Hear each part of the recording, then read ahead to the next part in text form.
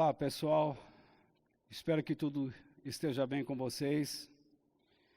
Mais uma vez, virtualmente.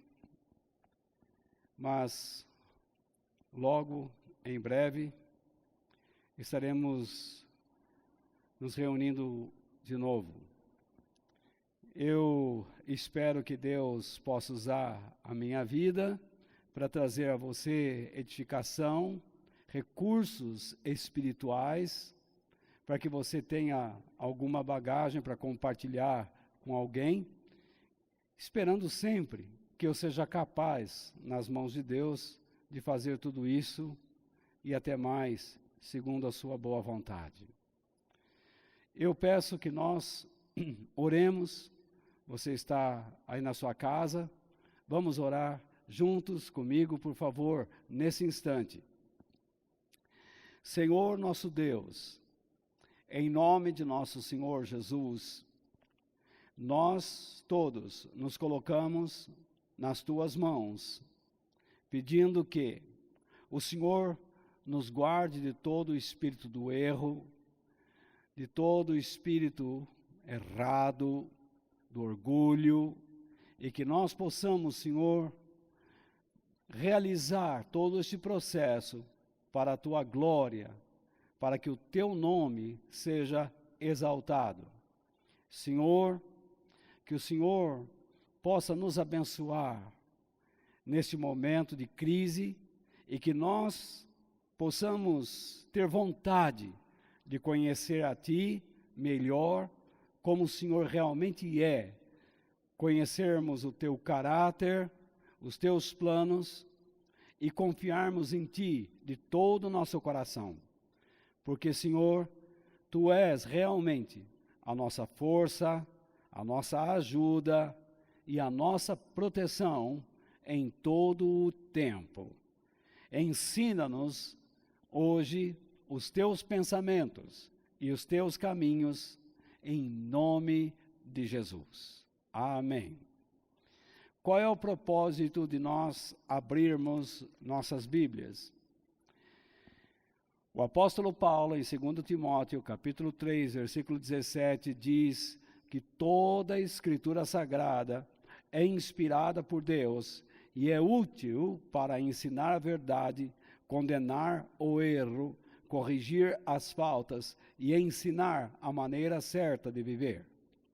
E isso para que o servo de Deus esteja completamente preparado e pronto para fazer todo tipo de boas ações. Muito bem. Nós vamos abrir a palavra de Deus, nós vamos meditar na palavra de Deus para que nós alcancemos esses objetivos declarados por Paulo.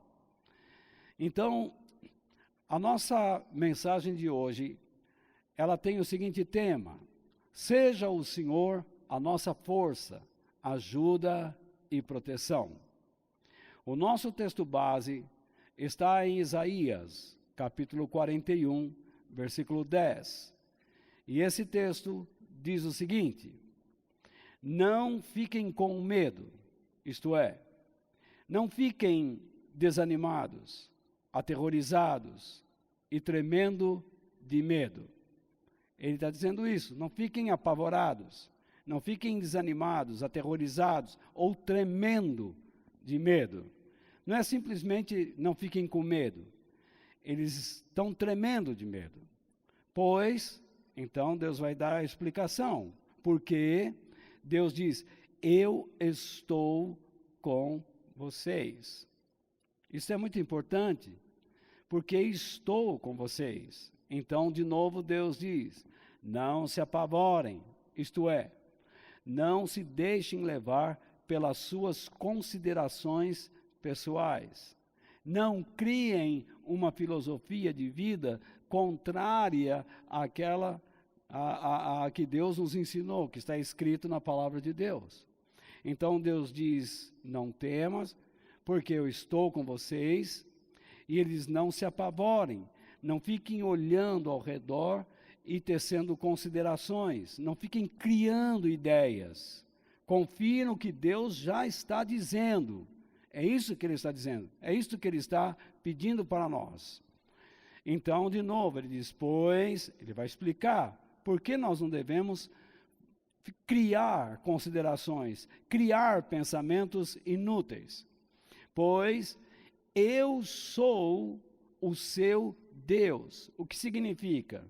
Se você cria pensamentos, se você começa a considerar a situação ao redor, você passa a ser guiado pelos seus pensamentos. Compreende?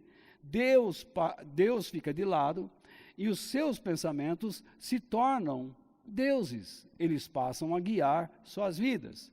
Mas Deus declara, e eu acentuo no verso, eu sou seu Deus. Então, ele faz um ponto final nas suas palavras e agora ele faz uma declaração. Eu lhes dou o quê? Forças. Os seus pensamentos, as suas considerações enfraquecem. Deus diz, eu lhe dou forças. Eu os ajudo. Os seus pensamentos, pelas suas considerações, o que faz? Te abandona, você se sente isolado, abandonado, amedrontado.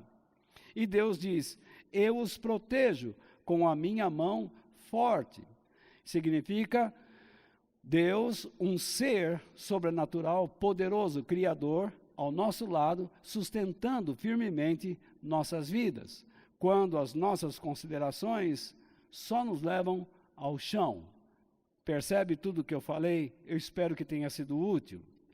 Esse texto, como nós vimos, e é óbvio, foi escrito por Isaías, e ele prega esta palavra por inspiração divina, no final do cativeiro, quando o povo de Israel está voltando para Jerusalém, quando ele esteve na Babilônia por 70 anos. Então, esses judeus exilados, eles voltam apavorados, eles deixaram tudo lá, mas não foram todos os judeus que voltaram.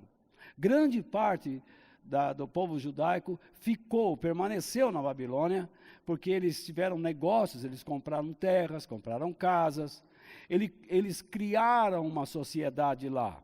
E se você não sabe, foi na Babilônia que as sinagogas foram criadas. Então, aquele povo teve a permissão dos reis da Babilônia para se reunirem em sinagogas, para estudarem e aprenderem a palavra de Deus, para orarem, entendeu? Agora, a ideia é que aquelas pessoas que voltaram, Deus não quis que todos voltaram. Deus escolheu uma parte do povo e trouxe de volta. Ele selecionou, ele escolheu, ele elegeu. O termo é esse mesmo. Eles foram escolhidos por Deus para ser o quê? O seu povo. Deus não iria recomeçar um novo Israel com todos que estavam na Babilônia. Ele escolheu uma parte, trouxe, e através destes, ele iria recomeçar toda a história de um povo. Então, Deus diz para eles, vocês não fiquem com medo, não tenham medo da situação. Agora, Deus está falando para aqueles judeus, mas quando nós lemos a palavra de Deus, toda a aplicação, ela pode ser dada a nós, a outros povos, a outras raças, a outras pessoas. Então, nós tomamos esta palavra para nós. Nós estamos vendo aqui que Deus diz, não fiquem com medo. Deus está falando conosco, não fiquem com medo. Deus está dizendo, eu estou com vocês. E eu tenho certeza que Deus está conosco. Deus diz, não se apavorem. E nós não devemos nos apavorar. Nós temos que tomar cuidado com as nossas considerações. Porque Deus está dizendo, eu sou o seu Deus, sou eu quem guio vocês, sou eu quem dou força, sou eu quem ajudo e sou eu quem os protejo. Então, Deus estava pedindo que eles e nós confiemos nele. Eles confiassem e nós confiemos nele. Em vez de fazer considerações a tudo que está ao redor, que nós, quando nós queremos confiar em Deus, que nós procuremos conhecê-lo mais. Quando você está fazendo considerações, é porque você quer conhecer mais a situação toda, você quer conhecer o momento, você quer especular o momento. Mas Deus está dizendo, conheçam a mim, conheçam o meu caráter. Eu sou o seu Deus. Conheçam os meus planos. Procurem saber quem eu sou. Nós estamos vivendo tempos de angústias. Nós estamos vivendo tempos de incertezas. Incertezas sociais, políticas, econômicas, ou não é verdade? Nós estamos vendo em todo o canto do mundo um medo que o mundo todo vai implodir. Nós vimos alguns dias atrás algumas, como fala no jornal, a capa do jornal, não é? As notícias da frente do jornal, as manchetes, uma manchete dizendo que o mundo espera um líder global, um governo único, porque é o único que, só um governo único é que pode dar jeito em toda os problemas que esse globo terrestre enfrenta. Desde pequeno, nós sabemos que virá o anticristo. Para nós, esse desejo não é novidade. Nós sabemos o que vai acontecer. Mas em vez de esperarmos um governo único nesta terra, nós esperamos aquele que é o nosso rei, o único rei que virá do céu, porque ele vai implantar o seu reino e nós vamos viver nele. Nessa situação de angústia, eu me atrevo até a dizer que muitos cristãos,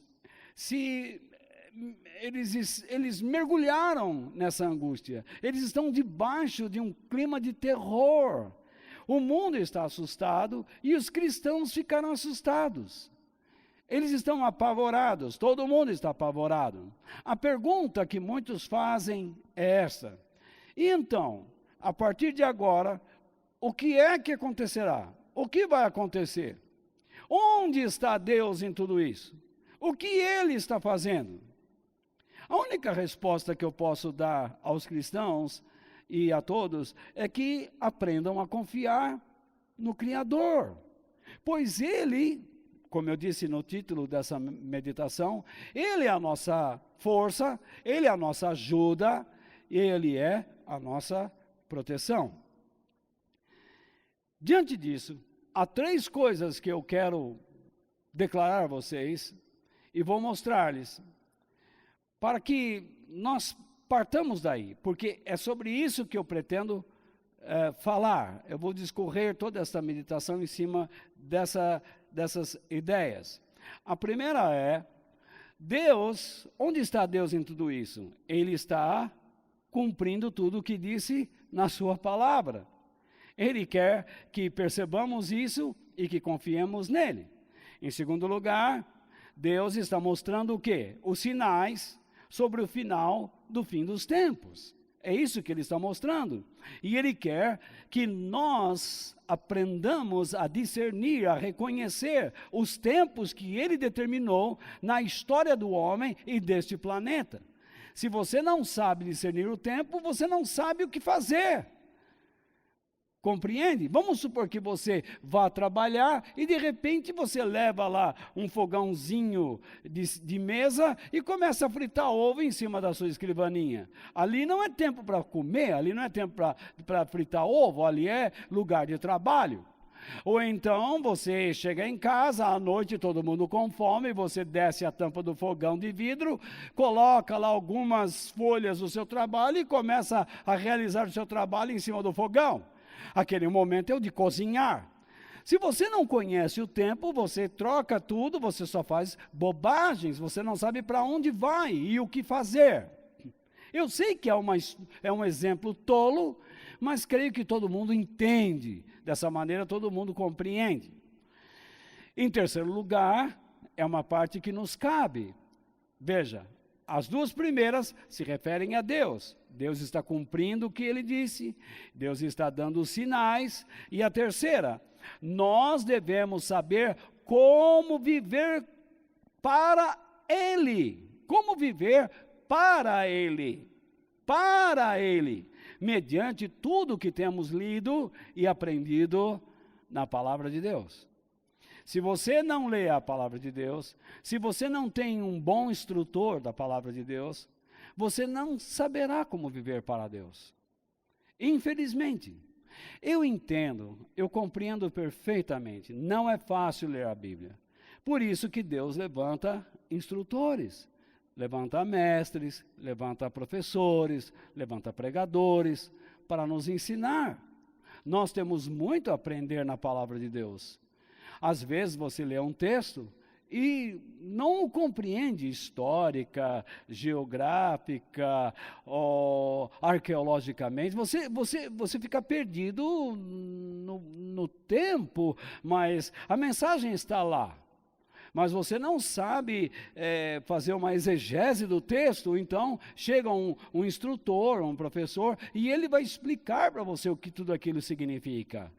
O que tudo aquilo significa vai entrar para dentro do seu coração, e ele vai aplicar na sua vida, e você vai compreender o que Deus quer de você em determinadas situações. Logicamente que nós estamos falando deste momento.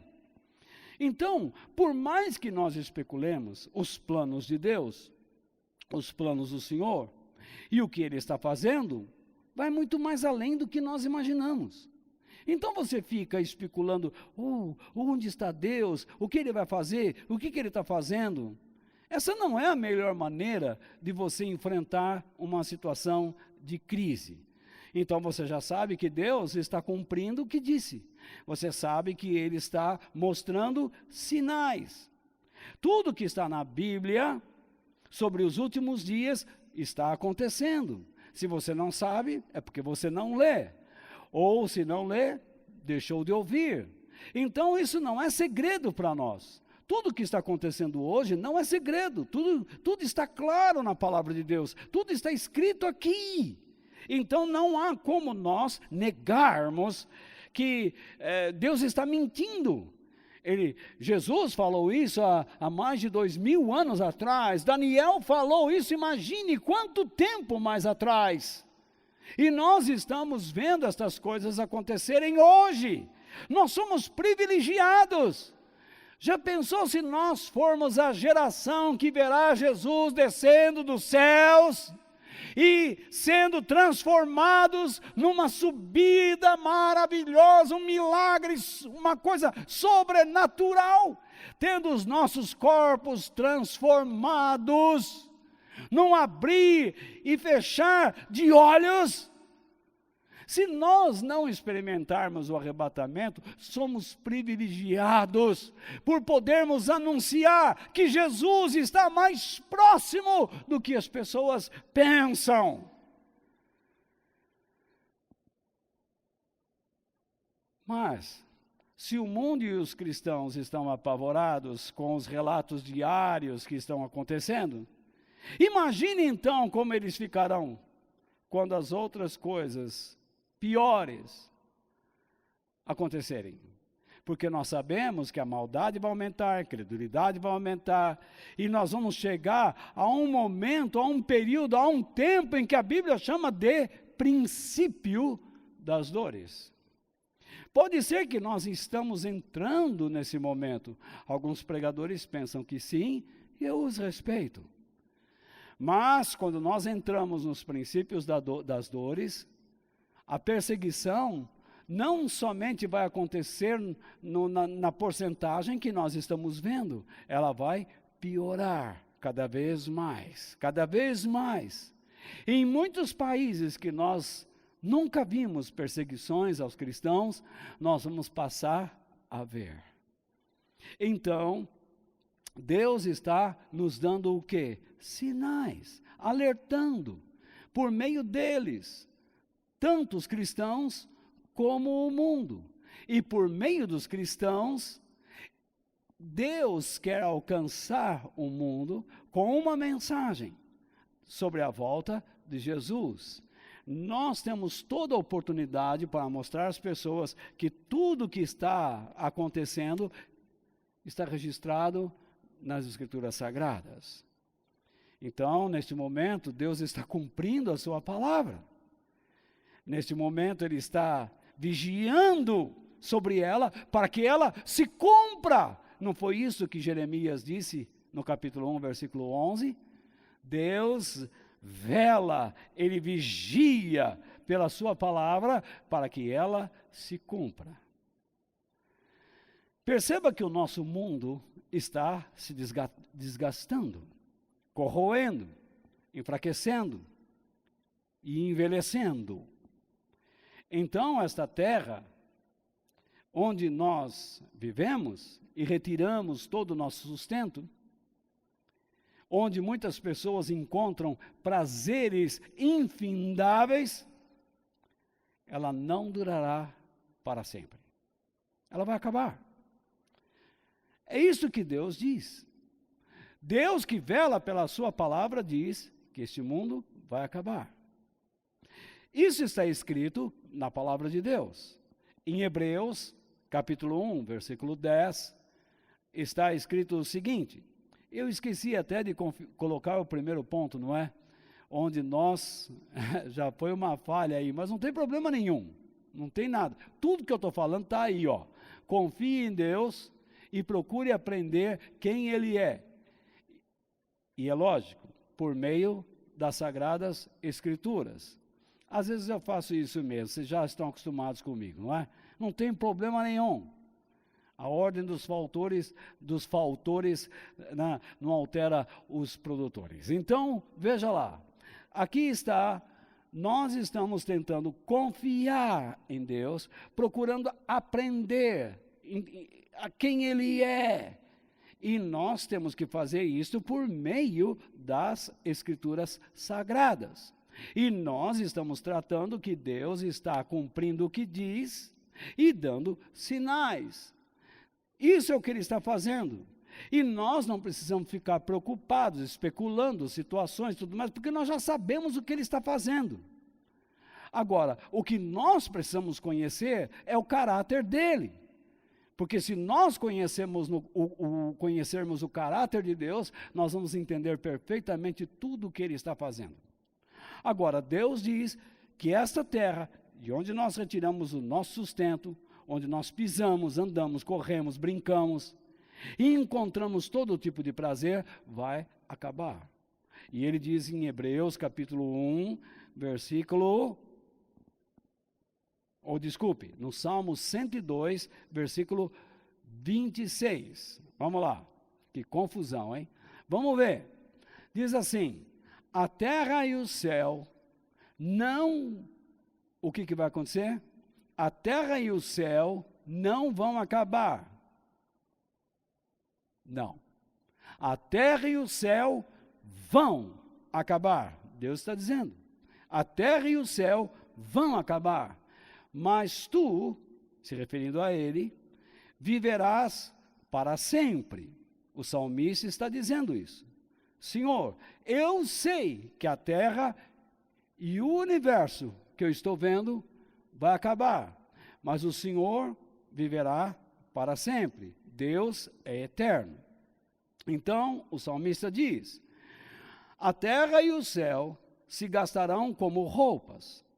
Tu os trocarás como se troca de roupa, e eles serão jogados fora. Salmo 102, versículo 26. Depois você pode ler Hebreus capítulo 1, verso 10. Eu encapifei com esse versículo. Hebreus capítulo 1, versículos 10 ao 12. E 2 Pedro capítulo 3, versículos 2 ao 7. Porque eles vão falar da mesma coisa no Novo Testamento. Deus criou todas as coisas para quê? Para expressar sua grandeza, para que a criação lhe prestasse louvor, honra, reconhecesse o seu esplendor. Mas o que a humanidade fez? Se afastou do seu Criador, se inclinou à prática de pecados, maldades, perversões, crimes, incredulidade, infidelidade, porque não quis saber de Deus. É isso que está escrito nas cartas de Paulo. Eles não querem saber de Deus. O homem não quer saber de Deus. Por quê? Porque ele não quer que Deus dirija a sua vida. Ele quer ser dono de si mesmo, o Deus de si mesmo. Então, tanto o homem comum como os cristãos pouco refletem sobre o que aconteceu nos dias de Noé. Você para pensar em algum momento o que aconteceu nos dias de Noé? Agora é tempo para pensar sobre isso. Sim, sobre a construção lenta, entre aspas, a construção lenta da arca. Quanto tempo levou a construção daquela arca? 120 anos. E o que era aquela arca? Aquela arca, para Noé e sua família, era a sua salvação. Mas, e as pessoas ao redor? Era um alerta de algo que estava para acontecer. Então, a construção da arca era um sinal. Para Noé, era um trabalho difícil, correto? Doloroso. Imagine lidar com madeira, é hoje, hein? Com madeira, então nós temos farpas, nós temos tanta, mas não tem que editar vídeo nenhum, pode soltar do jeito que está, tá bom? O pessoal vai morrer de rir das minhas atrapalhadas, porque eu sou assim mesmo.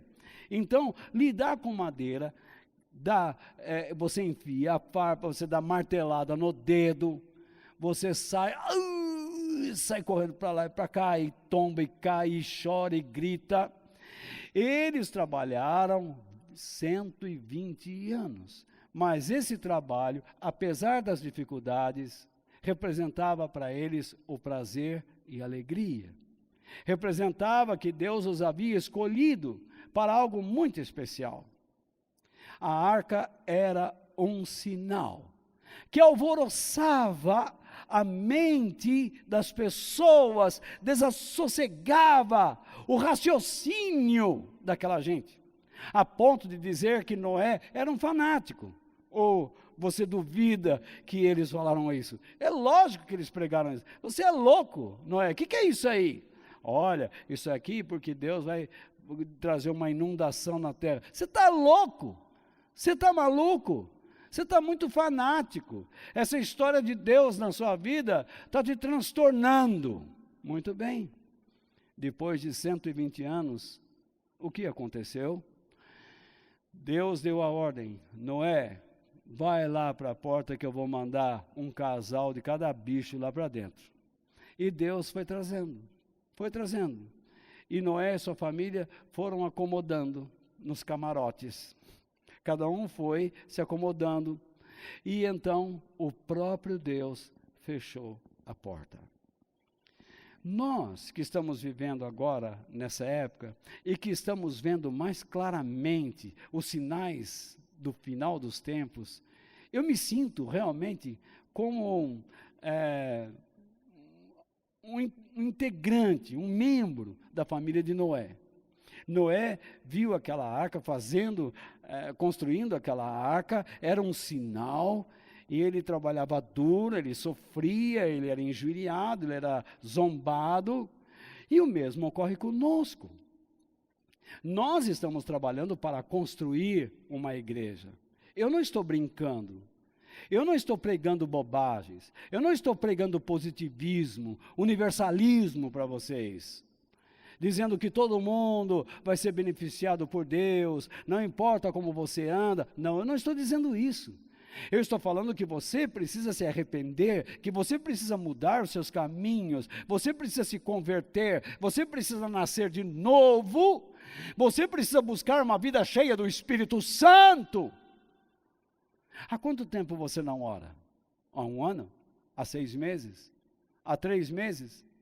Você não para falar com Deus em nenhum momento mais? Você está em risco.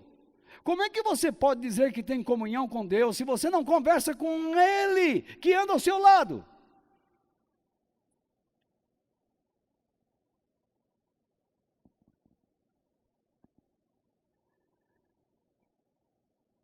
Deus fechou a porta da arca.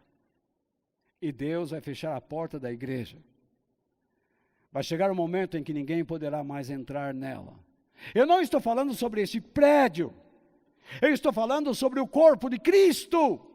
Sobre o convite de Deus às pessoas para ingressarem numa vida de comunhão com Ele e amizade com Ele.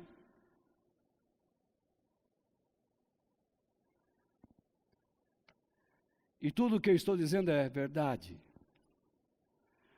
Jesus disse uma coisa maravilhosa, mas assustadora ao mesmo tempo. Ele disse em Lucas, capítulo 21, verso 33, o céu e a terra desaparecerão. Não é Noé que está dizendo. Não é o salmista que está dizendo, mas é o próprio Jesus quem está dizendo isso. O céu e a terra desaparecerão.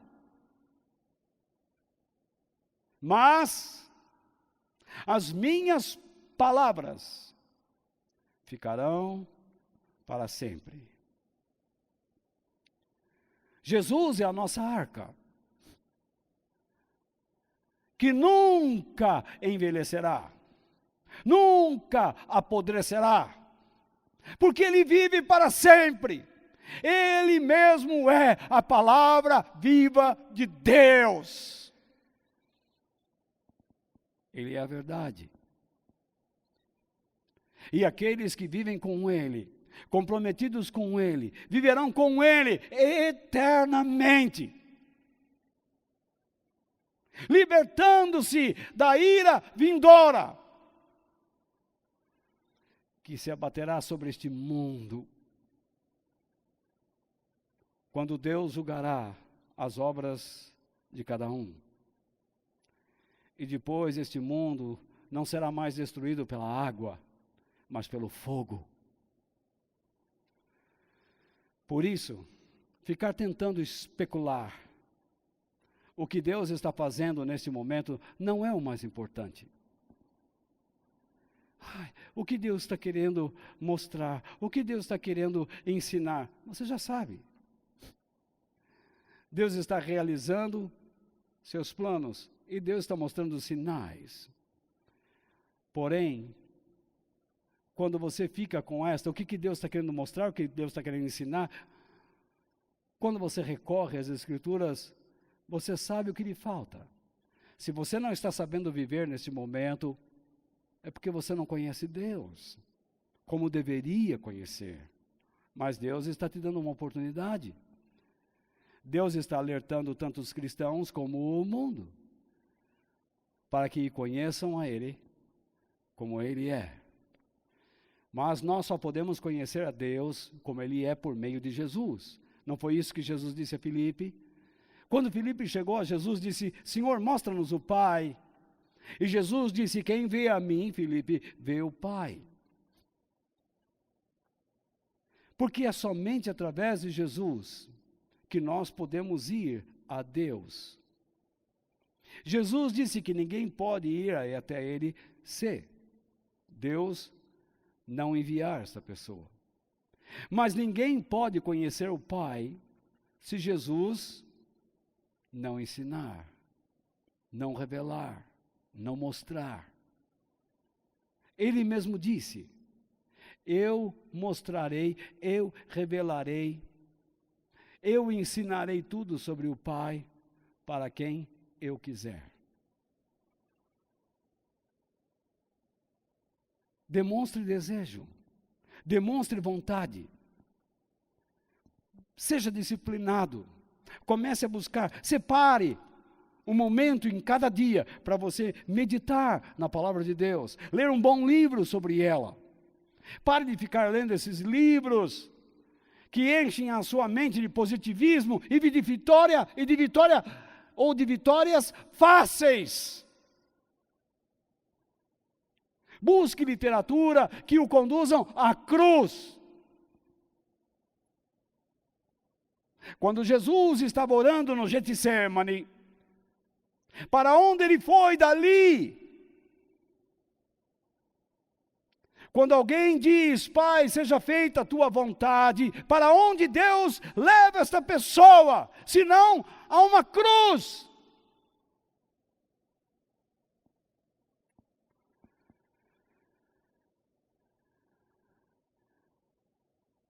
É importante conhecer o caráter de Deus, porque Ele brigará conosco o tempo todo, contra o nosso egoísmo, contra o nosso orgulho, contra os nossos interesses mesquinhos. Porque Deus não é assim. Seu caráter não é como o nosso. E quando nós conhecemos o seu caráter e os seus planos, isso tudo nos acalma. Infelizmente, quando muitos cristãos estão sofrendo em tempos de crise, correm atrás da Bíblia, enfiam o nariz na Bíblia, não para meditar, mas para buscar promessas. Vão lá naquelas lojas e compram um cestinho que tem uns cartõezinhos, em cada um deles uma promessa de Deus. Liga para alguém e diz, você pode ver alguma coisa que está acontecendo comigo, alguma coisa que irá acontecer. Deus está comigo? Se você não sabe, como é que o outro vai saber?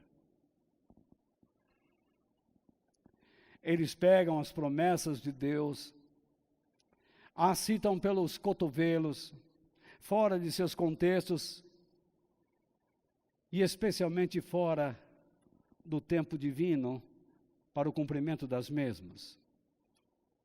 O que Deus prometeu para Israel em um determinado momento pode servir a você, mas nem sempre servirá. O que Deus fez na vida de Daniel, quando prometeu a ele alguma coisa, você não pode dizer, se Deus fez a Daniel, Ele fará também comigo, porque Ele não vai fazer. Nós estamos vivendo em outro tempo. Deus espera uma atitude igual de Daniel, de fé. Mas talvez Deus não nos livre da cova dos leões. Mas as promessas de Deus concretas são as eternas. São com essas que você pode se agarrar e contar e guardar no teu coração.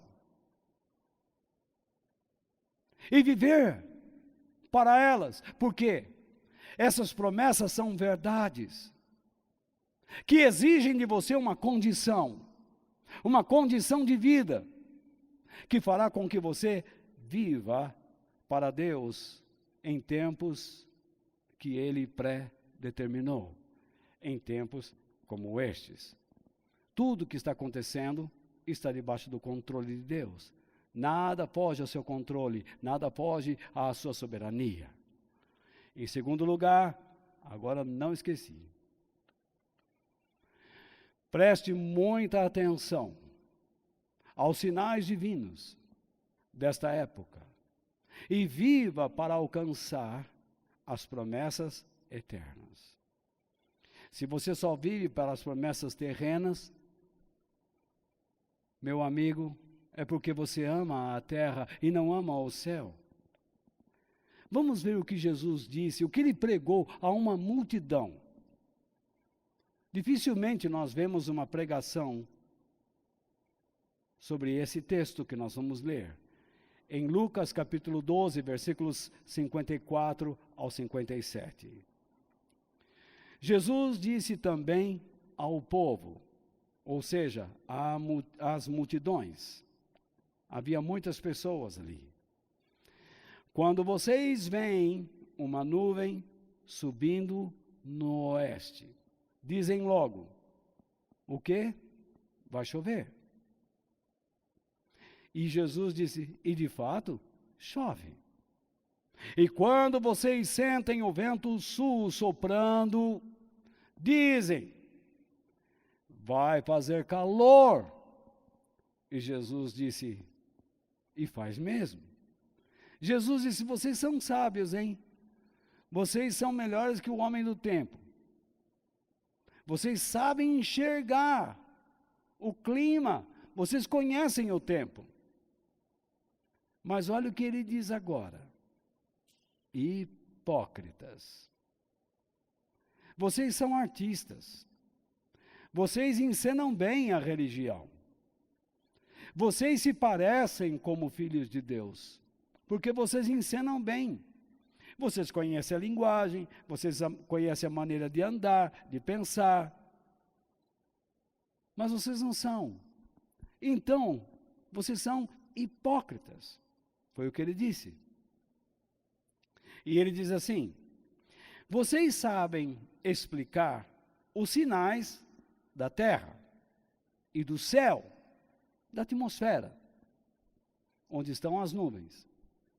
Então, por que não sabem explicar o que querem dizer os sinais desta época?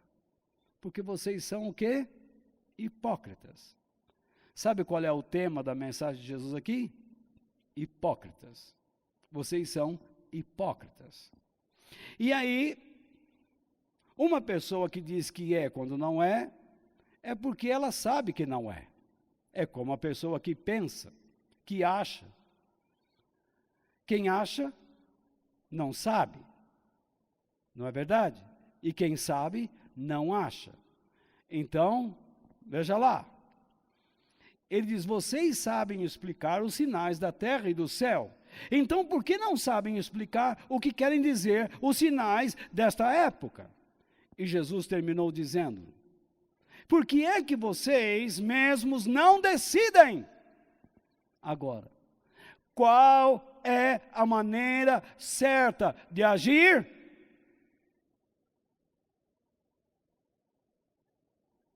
Eles reconheciam se viria chuva, ou calor, ou seca. Mas eles não conseguiam discernir as épocas de Deus. Eles não entendiam que aquele tempo era o momento para se render ao Messias e conhecê-lo. E será que nós, como igreja, temos a percepção, a sensibilidade para vivermos assim, isto é, buscar o conhecimento de Deus, entender o que Deus, entender quem Deus é? Em vez de ficar especulando as coisas, por que não conhecemos melhor a Deus? Se conhecemos a Deus, vamos entender suas épocas. Vamos entender o que Ele faz na história. Assim como Noé entendeu.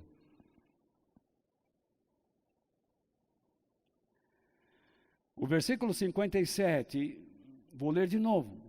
E Jesus terminou dizendo, por que é que vocês mesmos não decidem qual é a maneira certa de agir? Qual é o sentido destas palavras? Por que vocês se recusam a ver por si mesmos o modo correto de viver neste tempo que Deus predeterminou? É isso que ele está dizendo. Vocês têm as minhas notas, que eu passei via WhatsApp para vocês. E vocês podem me acompanhar.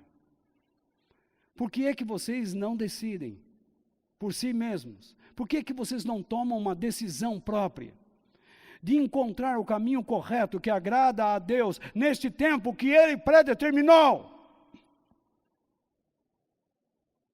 Além do mais, os cristãos cometem um erro terrível. Eles tentam se preparar para as provações quando estão dentro delas. Tem muitos cristãos dizendo assim, ai, eu sinto medo, Walter, o que é que eu faço? Ai, meu Deus, e agora? Por que você não se preparou antes?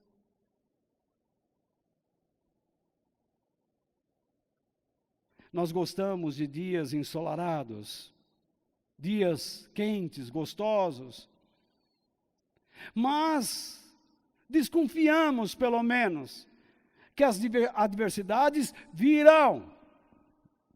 E com elas, as aflições. e não nos preparamos, não nos fortalecemos em Deus, vivemos nos prazeres, na alegria do bom tempo. O livro de Eclesiastes, no capítulo 7, versículo 14, diz o seguinte: quando as coisas correrem bem, fique contente. Quando as dificuldades chegarem, lembre disto. É Deus quem manda, tanto a felicidade como as dificuldades. E a gente nunca sabe o que vai acontecer amanhã. Hoje, você está feliz. Amanhã você vai chorar. Ou vai continuar feliz. Eu não sei. Deus sabe. Ontem nós estávamos nos reunindo aqui, cantando, celebrando a Deus. Você se levantava pela manhã, ia para o seu trabalho. Você não usava máscaras. Mas agora você não pode sair de casa. Você não sai. Nós não podemos nos reunir. E quem fez isso? Foi o diabo? Não, foi Deus. E se o diabo tem alguma parte nisso, é porque Deus permitiu. Mas Deus não quer que você seja influenciado pelo diabo, ou pelas mentes que são influenciadas por ele. Deus diz: eu sou o seu Deus, eu o dou força, eu os ajudo, eu os protejo. Eu sou o Deus, sou o seu Deus, sou o seu Deus, eu guio vocês. Nós somos alertados de que vamos passar por aflições, mas quando elas chegam, perdemos a alegria, a felicidade e a confiança em Deus muito rapidamente. Porém, a Bíblia nos ensina que quando nós estamos em meio a sofrimentos e provações, nós deveríamos nos sentir felizes porque Deus começa a trabalhar em nossas vidas. Por que Deus permite que nós passemos por períodos de provas? Porque nós precisamos crescer. Deus não tem o intuito de nos destruir, mas em sim de nos construir. Nós sabemos quem Deus é, pelo menos penso eu. E nós temos a certeza que a palavra dele está se cumprindo a cada dia. Eu não estou tentando impor a ideia aqui de que você deve ficar feliz, rindo, não é isso. Eu não estou falando de uma alegria de mostrar os dentes, uma alegria falsa, hipócrita. Como muitos cristãos, quando você chega na igreja, ele está passando por lutas, e você diz: como é que você está, irmão? E ele diz: comigo está tudo bem, Deus é comigo. Mas quando chega lá fora, ele diz: vida desgraçada. É natural que você sinta tristeza diante de adversidades. É natural que você chore. Mas esse sentimento de tristeza não pode dominar você. Ele não pode te absorver. Ele não pode naufragar você. Você tem que cultivar a mente de Jesus, a mente de Cristo, antes que cheguem as épocas de provações. Quando nós aprendemos a pensar os pensamentos de Jesus, da palavra de Deus, porque era isso que Jesus pensava, nós vamos encontrar o caminho de Deus em todas as situações, em todas elas. Quando você pensa como Jesus, você vai encontrar o caminho, porque Jesus está indo para Jerusalém, sabendo que vai ser morto lá, porque esse era o caminho de Deus. Porque Paulo foi para Roma, sabendo que lá ele seria martirizado. Ágabo, o profeta, não o avisou, mas ele foi, porque aquele era o caminho de Deus. Ele sabia que isso era um bem. Deus está fazendo algo maravilhoso em nossas vidas e no mundo. Ele está dando sinais. Ele está controlando a história da humanidade. E nós sabemos que Deus é fiel, é justo. E independente de tudo que está acontecendo, este santo ser fará o melhor para o seu povo. E tudo terminará bem. Isto é, aos que têm compromisso com Ele, aos que o amam, de fato. Tenhamos confiança de que Deus faz, o que Deus está fazendo é o melhor. Estamos sendo provados. E em vez de você buscar as áreas na sua vida que você precisa crescer, você fica especulando situações. O que Deus está fazendo? O que você quer é saber o que Deus está fazendo na vida do outro.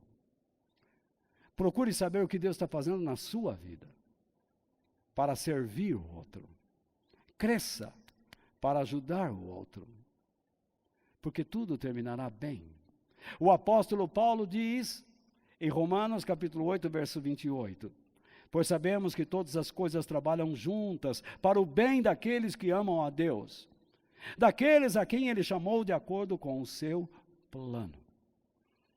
Todas as coisas trabalham em harmonia, juntas, para o bem, para que nós sejamos úteis. Então significa o quê? Que cada situação que acontece sobre a terra, ela está em plena harmonia com o quê? Com o plano de Deus.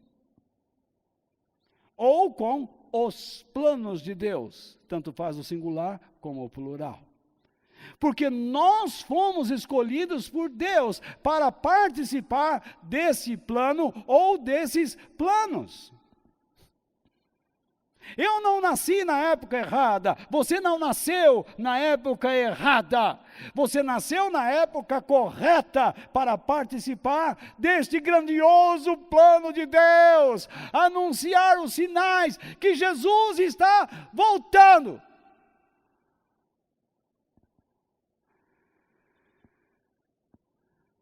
Os que amam a Deus são aqueles que observam as Escrituras, que guardam os seus ensinamentos no coração.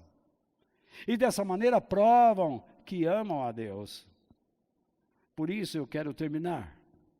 Ufa!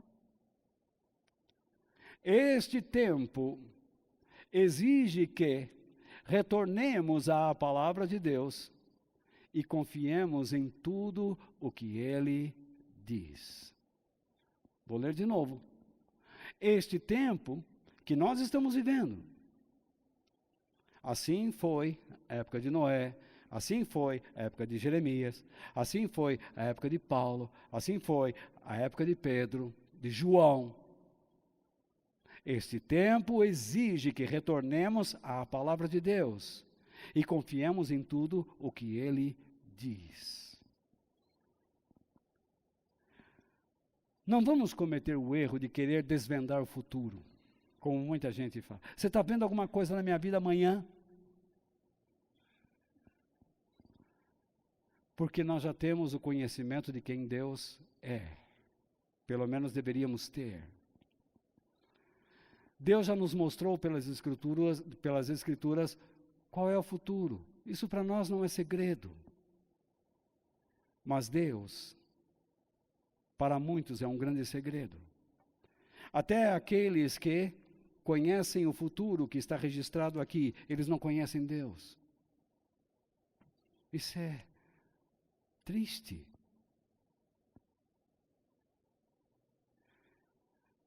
Quando você conhece Deus, você se prepara para as coisas que ainda hão de vir. Mas aquele que não se enraiza em Deus no presente, como desfrutará do futuro que Deus planejou para ele? Ou para os seus? Será impossível. Jesus, após 40 dias de jejum no deserto, e com fome, lhe aparece Satanás, pedindo que transformasse as pedras em pães. E o que Jesus disse a ele? Jesus recorreu ao quê? Às Escrituras. E confiou em Deus. As Escrituras Sagradas afirmam, ele diz, isto aqui que eu vou te dizer, Satanás, é uma verdade. O ser humano não vive só de pão, mas vive de tudo que Deus diz. Você quer saber se eu posso transformar as pedras em pães? Posso, porque você sabe muito bem com quem você está falando. Você sabe com quem você está falando. Você está querendo tirar algum proveito porque existe uma carne sobre o meu espírito, mas você não me engana. Esta carne vai se sujeitar à verdade de Deus, à palavra de Deus. O pão significa o quê? O alimento. O que o alimento nos dá? Força física. Que precisamos para o quê? Para subsistirmos em tempos de dificuldades, de crises, ou não. Mas em tempos de dificuldades, continuarmos a buscar o quê? Os nossos interesses. Você está numa dificuldade, você se alimenta, você pensa em Deus, como deveria pensar? Claro que não. Se você busca a Deus em tempo de dificuldade, você busca por causa dos seus interesses. As igrejas estão cheias de pessoas fazendo correntes, campanhas, novenas, buscando o quê? Deus? Não. Soluções para os seus interesses. Se o pão nos dá, se o alimento nos dá força física, a palavra de Deus nos dá o quê? Força espiritual. Sabedoria e coragem divina. Para que nós saibamos como viver em tempos de crise. O fato de você comer pão, o fato de você ter alimento, o fato de você ter uma geladeira cheia, uma despensa cheia, não diz, não afirma que você é sábio, que você sabe viver em tempos de crise. Porque nem sempre os que se fartam de pão vivem dignamente. Continuam malandros, isto é, vivem somente em busca de prazeres e diversões. Continuam perversos, enchem seus corações de maldades. Continuam corruptos, corrompidos, apodrecidos, depravados, egoístas. Pensam somente em si mesmos e nunca nos outros. E afastados de Deus. Muitos desses comem bem, se alimentam bem. Jesus nunca questionou a necessidade do pão. Ele não diz que o pão não é necessário, que o alimento não é necessário. Ele diz, não vive só de pão. Nem só de pão vive o homem. Mas ele disse, juntamente com o pão, é essencial termos a palavra de Deus. O pão é necessário, mas a palavra de Deus é essencial. Ao quê? À saúde da mente humana. Porque você pode se alimentar, mas você é louco, depravado, malandro, corrupto, egoísta, perverso. O pão, o alimento, pode nos dar força para seguirmos alguns metros adiante. Mas a palavra de Deus nos leva à vida eterna. A muitos quilômetros. Ela nos ensina como nós devemos viver para Deus. Dentro da força física que o pão nos dá. Não sei se fui claro. Nós, cristãos, temos deixado de lado a palavra de Deus e vamos às reuniões das igrejas locais, onde se oferece o pão, isto é, um tipo de alimento que trará soluções aos nossos problemas pessoais. E é deste pão que muitos cristãos querem se alimentar. Digo com tristeza, muitos cristãos não têm buscado o reino de Deus em primeiro lugar, como Jesus ordenou. Buscai primeiro o reino de Deus e a sua justiça, isso é, o modo de vida que Deus quer, e as demais coisas Deus acrescentará à sua vida. Mas o que as pessoas fazem? Eles invertem os valores, eles invertem, eles distorcem as palavras do Mestre. A ordem de Jesus é inversa à nossa. Quando vamos à igreja, dizemos, hoje eu vim aqui porque hoje Deus vai me dar o que eu quero. O que você quer? O pão. Mas Deus quer te dar o reino. Você inverte.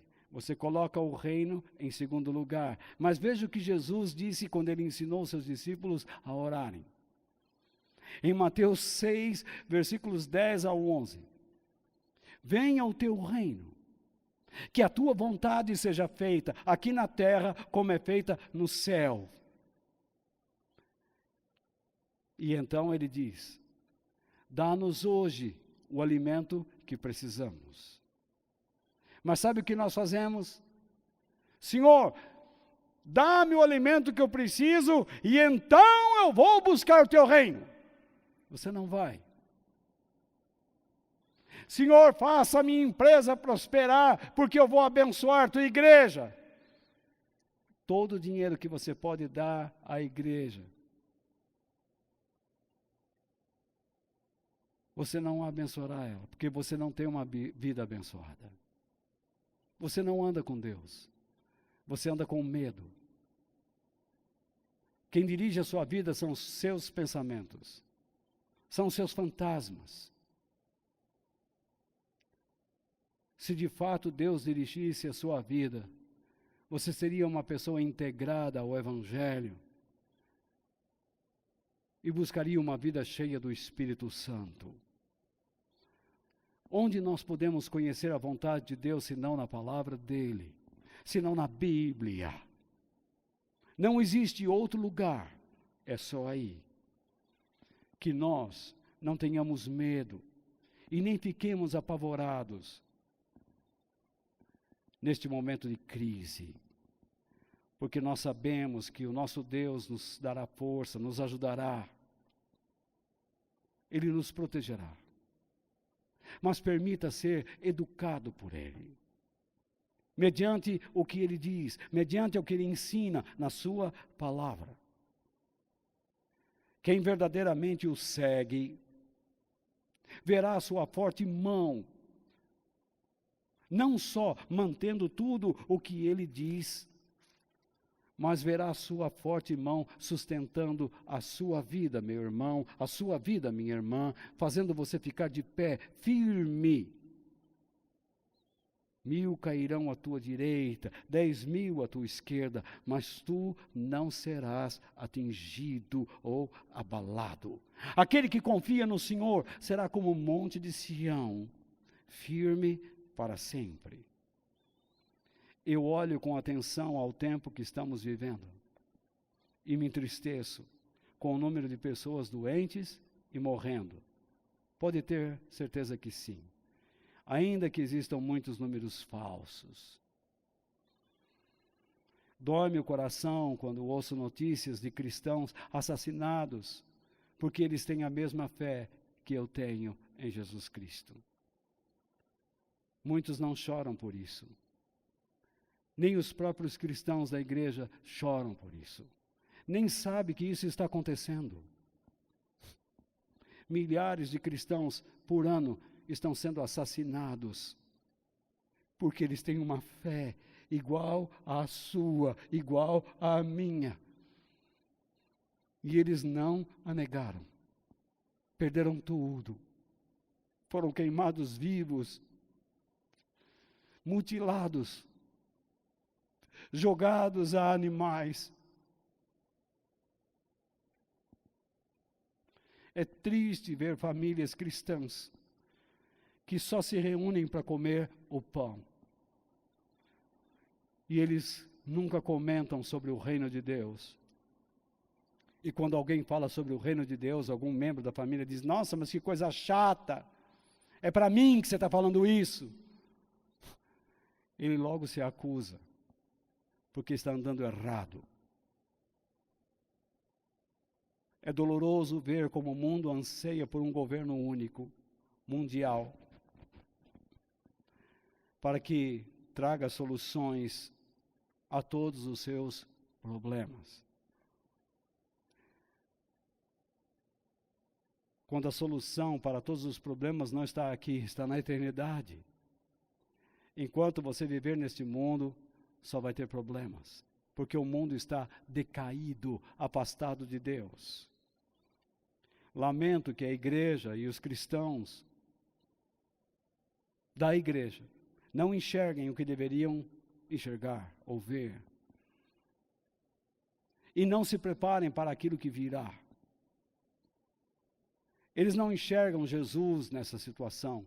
Eles não enxergam o retorno. Eles não sabem definir os sinais de Deus. Porque se afastaram do primeiro amor. Como Jesus pediu para João escrever no Apocalipse, no capítulo 2, versículo 4. Eles não amam mais a Jesus como amavam no princípio. Tudo agora virou um ritual, um hábito.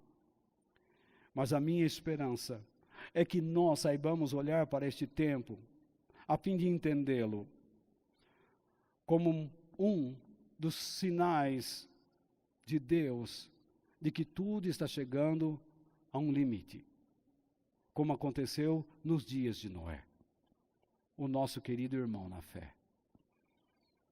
Que nós nos alegremos por entendermos esses sinais divinos, como uma chamada a uma vida mais séria, honesta e próxima dEle. Saiba, irmão, se Deus está provando nossas vidas e a nossa igreja, por que ficarmos então apavorados? Confiemos nele, pois todos nós estamos em suas mãos. Suas mãos são fortes.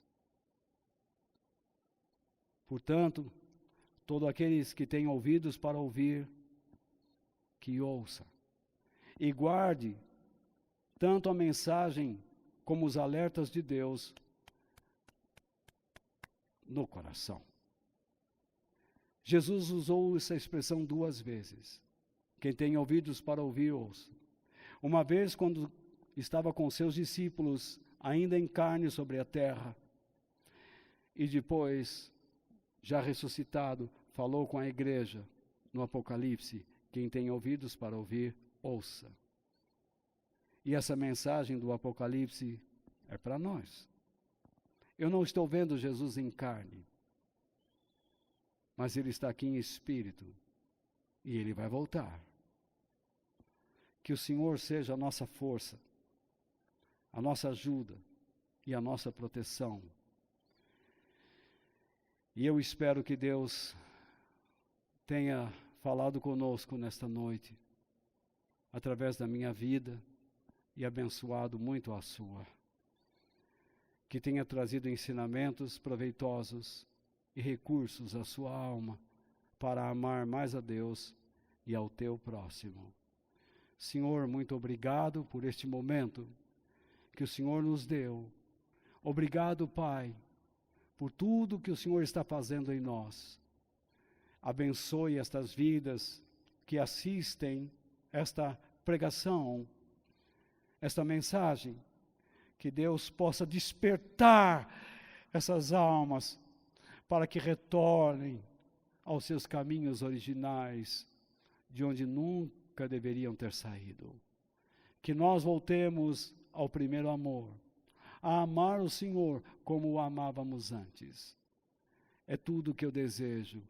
Tu, Senhor, Tu és tudo que eu quero. Eu não tenho nada no céu e não tenho nada nesta vida. Tudo aqui é passageiro. A única pessoa concreta que eu tenho de fato é o Senhor.